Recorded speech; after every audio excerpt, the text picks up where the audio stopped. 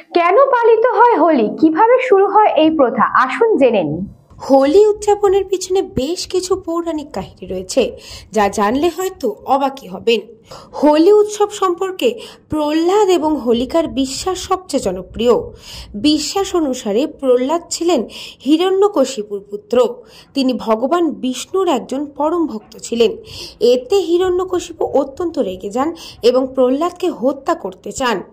আসলে প্রহ্লাদের বাবা হিরণ্যকশিপু তার ছেলের এই ভক্তি মোটেও পছন্দ করেননি।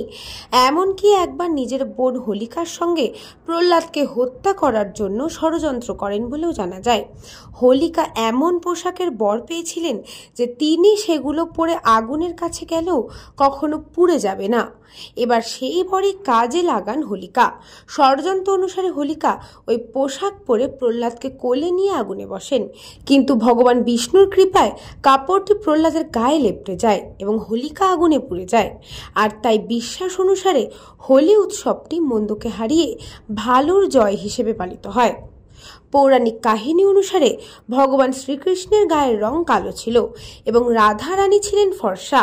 শ্রীকৃষ্ণ প্রায় তার মা যশোদার কাছে অভিযোগ করতেন কেন তিনি ফর্সা হলেন না।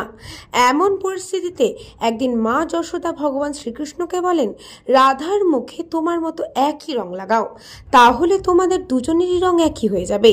তারপর যা ঘটেছিল তা হলো শ্রীকৃষ্ণ তার বন্ধু গোপালদের সঙ্গে রাধাকে রং মাখাতে চলে যান। কথিত আছে যে এই দিন থেকে রঙের হোলি খেলা হয়। নিউজ বঙ্গ টাইম।